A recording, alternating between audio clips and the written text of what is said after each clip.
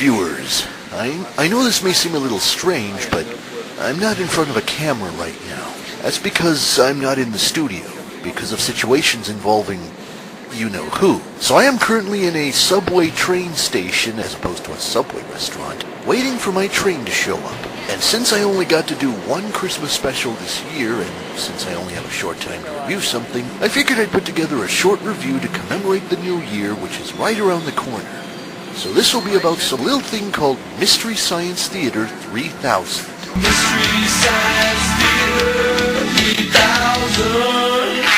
Yes, that cultural milestone of cult TV, often shortened as MST3K, from its initial run on local public access TV to its jump on multiple cable outlets, helped innovate the idea of making snarky comments during a bad movie, after it was invented by Elvira years earlier. It tells me a lot about you. But while she would pop up in every once in a while, this show had the commentary play throughout the movie. It was a dull movie, and Allstate was there.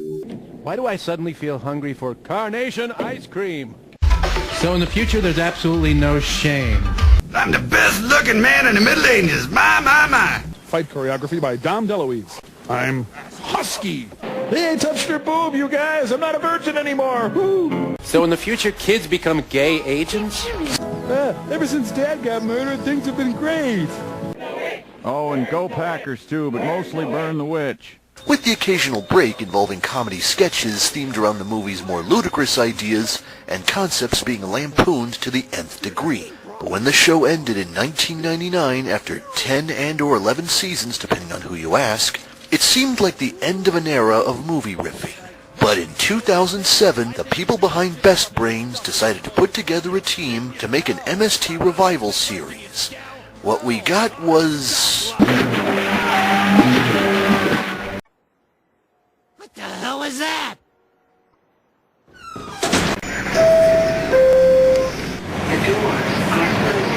Well, I guess that means we got movie sign, so let's get into the MST3K Flash animations.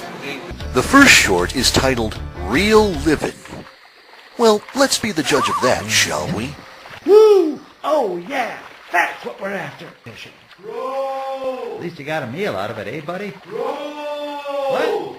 Oh, hi, Tom Servo. Where in God's green earth did this lake come from? Yeah, can you tell some of the problems that this short has already? Where are we stopping at? First off, the voice work is very wonky. It's understandable that they wouldn't have the same voices as before since Kevin Murphy, Josh Weinstein, Bill Corbett, and Trace Bewley were not involved. These beefy little guys, they act like they've never even encountered a hook and line before. But these substitutes seem to lack any of the charisma necessary to pull off the parts of Tom Servo and Crow. The top is more like a long, narrow raft with a shallow depression for sitting on top of the kayak. And secondly, the writing team they have is clearly struggling with the material. Stop lying! In the show, the sketches had a charm to them, as though they were taking the material from the movie and adding to it. And even when they didn't tie into the movie, like when they do parodies of those educational shorts they would riff on every once in a while, they had a sharpness to them that made them stick. But here, the jokes go on for way too long. And other times, they don't even sound like jokes. Change as people realize the incredible value of these little skiffs and the accessibility they offer to low water situations. Sometimes it just feels like they're just listing off facts about things and using the most minimal of humorous moments. I say they're incredibly stable. You can climb and even then they tend to overlay each other to the point where you have no idea which one to focus on. And by the time you think something is going to happen, it's over just like that. I'm gonna go get a thing of leeches. Oh, and Gypsy has to make a cameo, of course. Catch and release.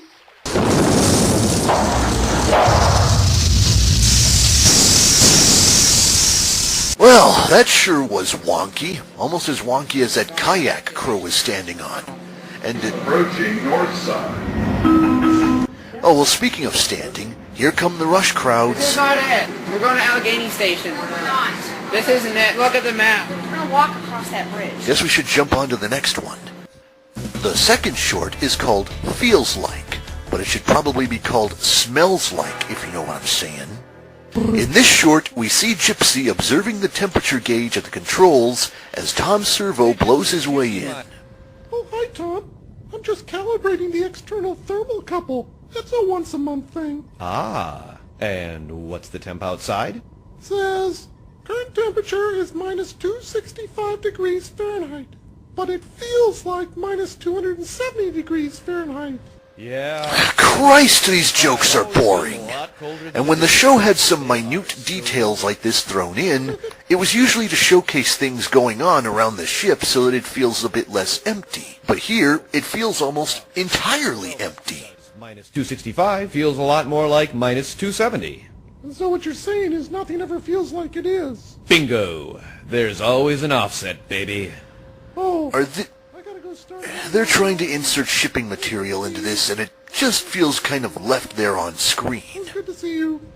And just so you know, good to see you feels like it was great to see you to me. Oh, And they're trying to reinforce how funny this is by laughing at their own jokes. I'm wondering the way Gypsy laughs if it's meant to be self-depreciating, since I could never tell with the voice direction in this. More than enough. And even when it shows self-depreciating, they drag it out longer than necessary, killing whatever joke there was in the first place.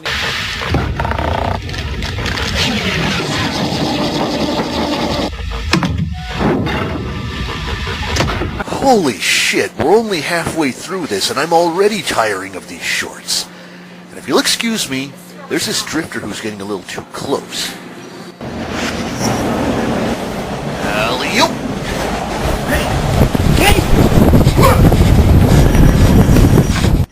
Phew, hope nobody saw that.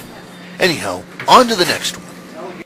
In the third short, titled Thanksgiving Clown, we see, with absolutely no build-up to it, that they're right in the middle of Turkey Day, as usual. About a clown. Only Tom Servo seems to think that clowns are part of the tradition, which Crow replies they are not. Plymouth Rock, Pocahontas, scurvy. I'm sorry, Tom. I see nothing here about a clown and Thanksgiving. Well, it is a pretty old world book we found. Keep looking. Which is basically the only joke in this entire short. Cornucopia, sweet potato. The only other substance in this is that Crow is listing off some of the other stuff that Thanksgiving is about. Of the Korat Plateau, bordered to the east by the Mekong. Oh, wait, this is Thailand. Oh, maybe they have clowns in Thailand. Maybe you ought to go to Thailand. You know, the thing about the show's sketches is that at least they were trying to be about something, or setting up a punchline. Celery, make sure it's fresh. Okay. Bird of buffalo. Oh, no problem. Box full of hamsters. Poor guys. Did I say buffalo? I meant water buffalo. Oh, well, that's simple. You just add some milk. But here, there's nothing. Are we just supposed to be amused by the fact that they're in costumes? Because there's a bit more to humor than just that. Usually, when the show did these kinds of jokes, they would essentially keep it going where it keeps getting funnier every single time they mention it. To the east by the I think the main problem with these shorts is they seem to confuse piling up a joke with simply dragging it. Football. Let's see. Lauren Green hosting the Macy's Parade. Maze. Sorry, no clowns. And it just stops? It just stops. And to think this is associated with Best Brains. They didn't even attempt at making a Clowns in the Sky reference. If you don't stop doing your Anthony Newley, I'm going to throw you against the wall. You'll do it, Shit, I put more effort into pushing that drugged-up drifter out in the subway train than this. What kind of fat bitches look like you? That's not you and you take a look in the mirror, miss. Don't talk about nobody taking a look in the mirror. And now we're just heading off from the ghetto region of town. We only have one more short to go for the day. The fourth and final short is called Solitaire. We start off with an outside view of the Satellite of Love, which is strange because none of the other shorts start out like this, as we see Crow playing himself a little game of solitaire. Oh gee, what a very compelling premise for a short. Tom Servo takes some interest in the game and gives some of the basic steps even if it's clear Crow already knows the game. Right. 7 on the 8. Queen on the king. Tom Servo then makes an attempt, and I do mean attempt, at a fourth wall joke. Yeah, I would play, but I got these, you know. What? Non-functional arms. Oh. Are you fucking serious? In the show, he acts as though his arms always work, usually showcased in ways that could dance around the show's budgetary limits. But with animation, there is no excuse for this, as they have the freedom to actually show him using his hands. Oh. And besides, in an earlier short, it was already demonstrated that he had no issues with doing stuff with or without his hands. Tough break. He then starts really getting into the game, giving hints as to where to do the next move, much to Crow's chagrin. 9 on the 10. Bring that ace down. Open that one up again. No, not that one. Do the 6 on the 7, because you have a better chance of getting a major card out of the stack. And anyway, you need to uncover the big pile if you're going to get anywhere. You might even get a 4. Ultimately causing him to quit halfway through the short due to how weirdly Tom Servo's Which is acting. key to unlocking. You know, I forgot about this critical event. I need to do over here. But if you would just move the 6 on the 7... As we witness him using some of his cerebro abilities to move the desired card. The 6 onto the 7. But he ultimately gives himself a stroke. Cerebro. Magneto. Stupid immobile, non-functional, stupid arms. Again, that never bothered you before, and it just ends. Again.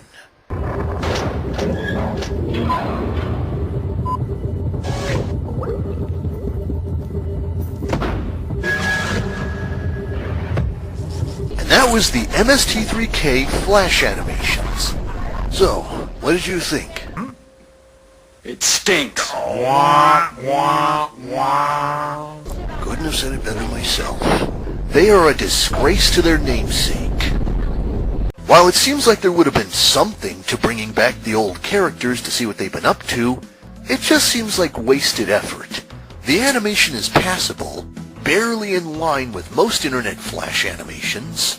The writing is dog shit. The voice work is lacking in so many different ways, from failing to match any of the previous cast and at delivering the jokes and punchlines, where they just feel like non-sequiturs at best. Hell, I'll even go so far as to say that even the KTMA season was more watchable than this. Now you might think that this means that the spirit of MST is long dead, but that's not exactly true. It simply took on several different forms. While the B team was left with the MST IP, the other alumnus went on to do their own projects. Joel Hodgson, Trace Bewley, Josh Weinstein, Frank Conriff, and Mary Jo Pell all went on to establish the cinematic Titanic, while Mike Nelson, Kevin Murphy, and Bill Corbett temporarily worked on a show called The Film Crew before eventually migrating on to Riff Tracks. If you're curious about these various projects, I suggest you check them all out at least once to see for yourself. Well, that about does it for this episode. May actually be the first episode where it's technically longer than the thing that's being reviewed. So let's... Fuck you and your child! You want to God, these people... Now you want to tell me to be quiet? Hey, piss off! I'm sorry.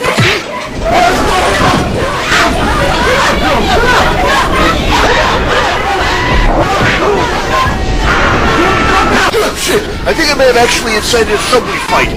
See you all in the new year of 2013. Hit the button, Frank! What you mean, shut up?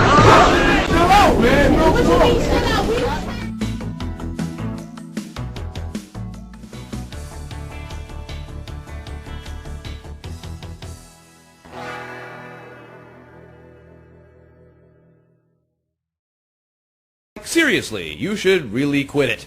It wasn't funny to me to begin with, and it certainly hasn't gotten any funnier as you've continued speaking. Except you have to explain it to me. If you have to explain a joke, there is no joke.